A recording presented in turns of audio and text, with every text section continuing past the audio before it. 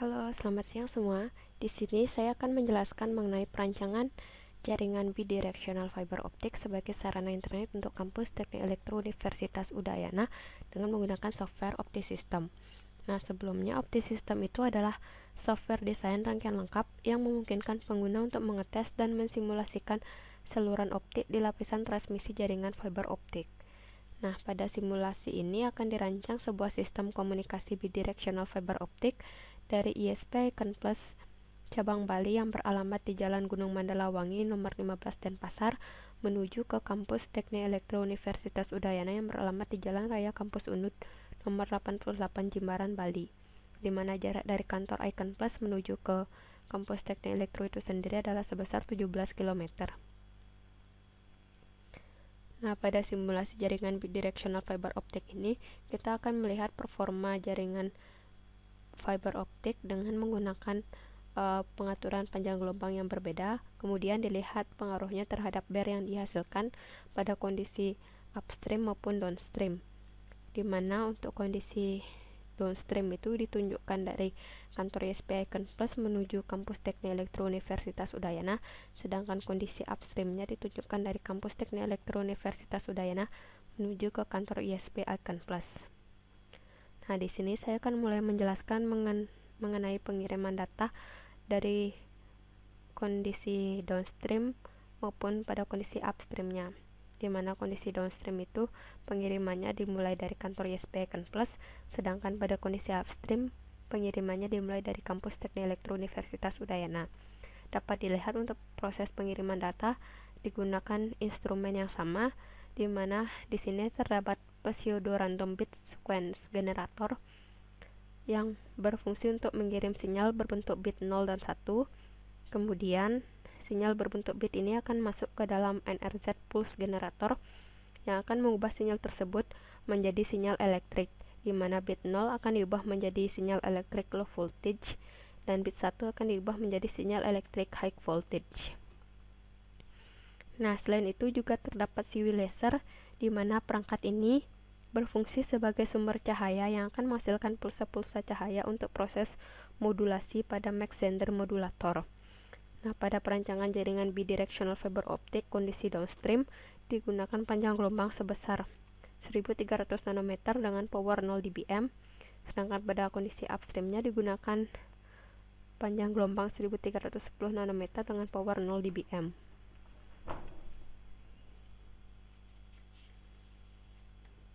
Nah, kemudian sinyal elektrik ini akan dimodulasi dengan menggunakan Mach Zehnder modulator, di mana sinyal-sinyal informasi yang berupa pulsa-pulsa cahaya yang dihasilkan dari CW laser akan ditumpangkan ke dalam sinyal carrier yang dalam hal ini adalah sinyal elektrik dengan bentuk sinyal digital untuk dapat ditransmisikan ke tujuan atau penerima.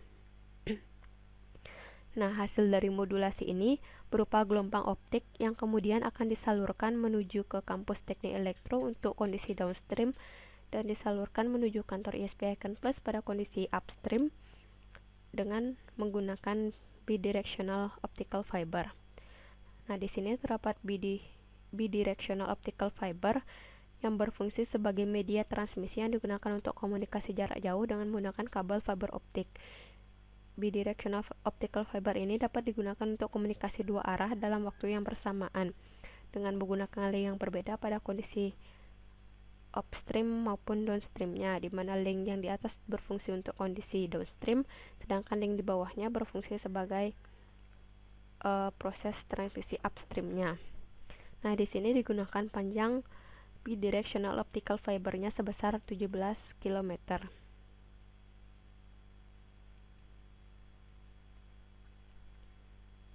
Nah, sebelumnya pada bagian siwi laser, Mach Zehnder modulator dan bidirectional fiber optik ini dipasang optical power meter dan optical spectrum analyzer, di mana optical power meter berfungsi untuk mengukur dan menampilkan hasil daya sinyal dari optik, sedangkan optical spectrum analyzer berfungsi untuk mengukur dan melihat bentuk spektrum sinyal yang dihasilkan dalam optik.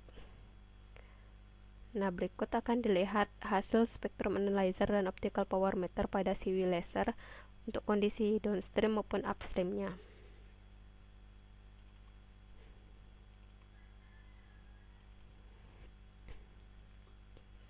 Nah, di sini dapat dilihat hasil power sinyal yang dihasilkan untuk kondisi upstream maupun downstream pada CW laser adalah sebesar 0 dBm, karena memang untuk transmisi awalnya digunakan daya sinyal sebesar 0 dBm.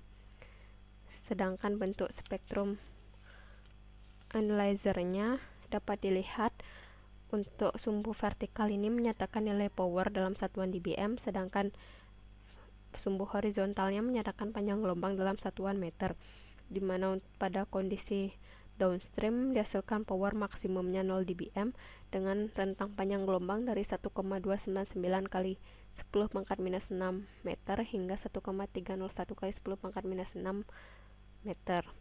Sedangkan untuk kondisi upstreamnya dihasilkan rentang panjang gelombang dari 1,308 kali 10 pangkat minus 6 meter hingga 1,312 kali 10 pangkat minus 6 meter. Selain itu, di optical spectrum analyzer kita juga dapat melihat maksimum dan minimum amplitudo yang dihasilkan beserta resolusi bandwidth-nya, di mana pada kondisi downstream dihasilkan maksimum amplitudo 3,3 dBm dan minimumnya adalah minus 104,9 dBm, sedangkan kondisi upstream dihasilkan maksimum amplitudo 4,32 dBm dan minimumnya adalah minus 104,9 dBm. Dapat dilihat resolusi bandwidth yang dihasilkan adalah sama, yaitu sebesar 0,01 nanometer.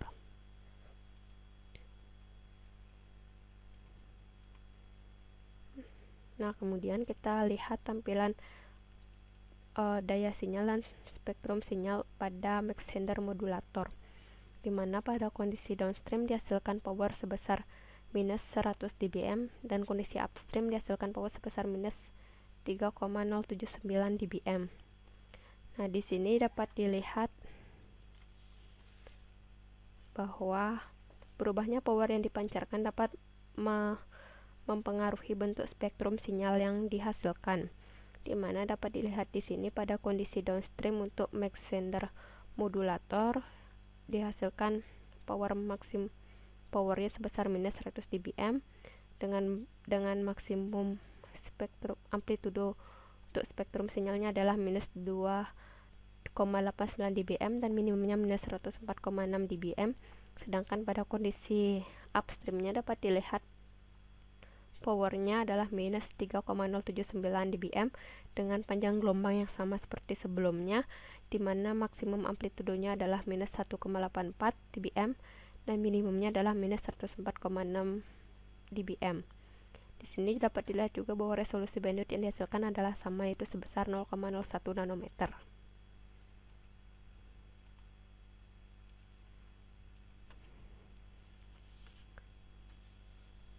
Nah, kemudian akan dijelaskan proses penerimaan data yang dikirim dari kantor ISP Icon Plus untuk kondisi downstream, di mana data akan diterima pada kampus Teknik Elektro Universitas Udayana, sedangkan pada kondisi upstreamnya data akan diterima di kantor ISP Icon Plus, di mana di sini dapat dilihat perangkat penerimaan data yang digunakan adalah sama di masing-masing di kedua tempat, yaitu di kantor ISP maupun di kampus Teknik Elektro.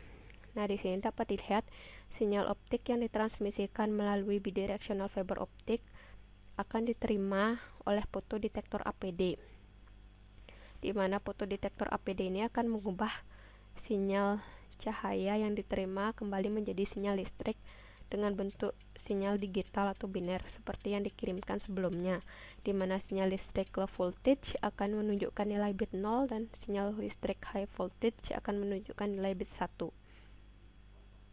Nah, sebelumnya di antara transmisi bidirectional fiber optic menuju ke fotodetektor APD terdapat optical attenuator, di mana optical attenuator ini merupakan gangguan yang terjadi pada transmisi fiber optik, di mana gangguan tersebut dapat berupa lipatan kabel fiber optik yang dapat mempengaruhi daya serta bentuk sinyal yang nantinya diterima di bagian penerima.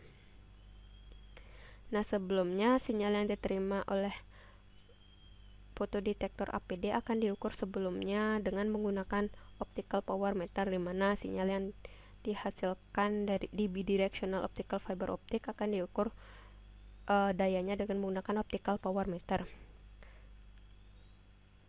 Sini dapat dilihat untuk kondisi downstream dihasilkan daya sinyal sebesar minus 6,618 dBm, sedangkan untuk kondisi upstream dihasilkan daya sinyal sebesar minus 6,479 dBm. Nah, di sini dapat diketahui bahwa power sinyal yang ditransmisikan sebelumnya adalah sebesar 0 dBm, sedangkan yang diterima adalah sebesar minus 6,618 dBm. Hal ini sama seperti pada kondisi upstream sebelumnya, dipancarkan power sebesar 0 dBm, sedangkan yang diterima adalah minus 6,479 dBm. Hal ini menunjukkan berarti terjadinya loss atau rugi-rugi pada saluran transmisi. Selain itu juga disebabkan karena adanya optical attenuator, di mana nilai attenuation yang digunakan adalah sebesar 0,4 dB. Nah, kemudian sinyal yang dihasilkan oleh fotodetektor APD akan diukur dengan menggunakan electrical power meter, di mana electrical power meter akan mengukur dan menampilkan hasil pengukuran daya sinyal listrik atau elektrik yang dihasilkan. Di sini dapat dilihat pada kondisi downstream dihasilkan daya sinyal listrik sebesar minus 31,327 dBm, sedangkan untuk kondisi upstream dihasilkan daya sinyal listrik sebesar minus 31,188 dBm. Dari sini dapat dilihat bahwa nilai daya sinyal listrik yang dihasilkan tidak mengalami perbedaan yang cukup signifikan pada kondisi downstream maupun upstreamnya.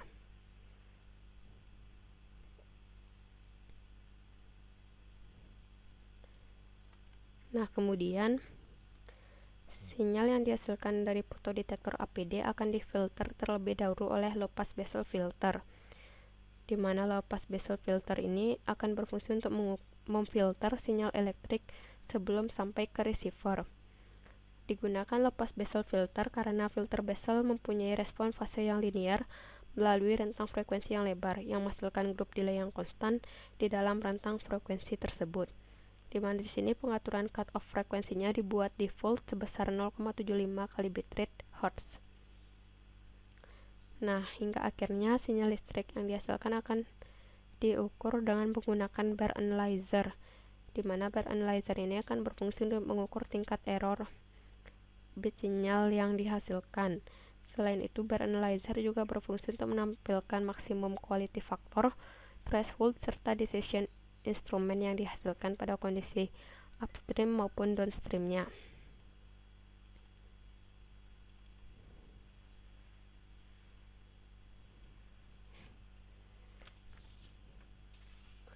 Nah, di sini dapat dilihat untuk kondisi downstream dihasilkan minimum bar sebesar 3,78 kali 10 pangkat minus 168, sedangkan maksimum Q faktornya adalah sebesar 27,6. Sedangkan pada kondisi upstream dihasilkan minimum bar 1,57 kali 10 pangkat minus 218 dengan maksimum Q faktornya adalah 31. Nah, dari nilai minimum bar dan maksimum Q faktor dapat dilihat bahwa perancangan jaringan bidirectional fiber optic ini sudah memenuhi standar ITU-T, di mana standar ITU-T menyatakan bahwa maksimum bar yang harus dicapai adalah 10 pangkat minus 12 dengan minimum Q faktornya adalah 6. Sedangkan di sini sudah diperoleh bar yang lebih kecil dari 10 pangkat minus 12 dan nilai Q faktor yang lebih besar dari 6. Selain itu juga dapat dilihat nilai threshold di kedua kondisi, di mana nilai threshold yang dihasilkan itu hampir sama nilainya, yaitu 0,00735, dan nilai decision instrumennya juga sama, itu sebesar 0,42.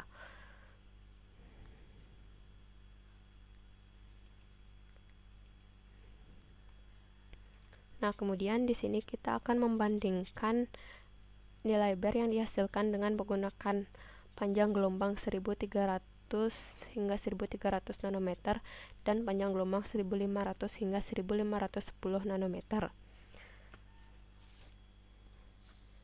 Di sini akan diatur penggunaan untuk melihat nilai bar yang dihasilkan dengan panjang gelombang 1500 nanometer. Dan untuk upstreamnya digunakan 1510 nanometer.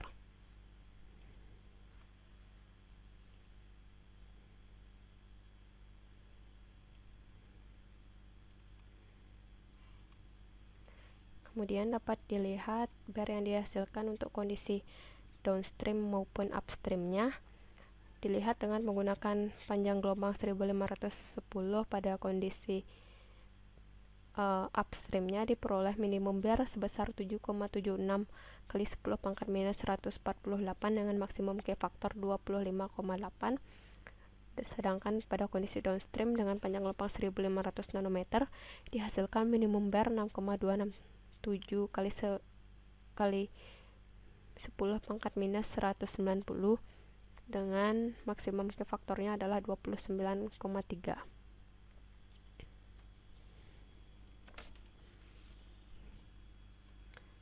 Nah, di sini dapat dilihat tabel perbandingan pengaruh panjang gelombang terhadap bar yang dihasilkan, di mana untuk kondisi upstream dengan menggunakan panjang gelombang 1300 hingga 1310 dihasilkan barnya adalah 1,57 kali 10 pangkat minus 218 dan maksimum Q faktor 31,5.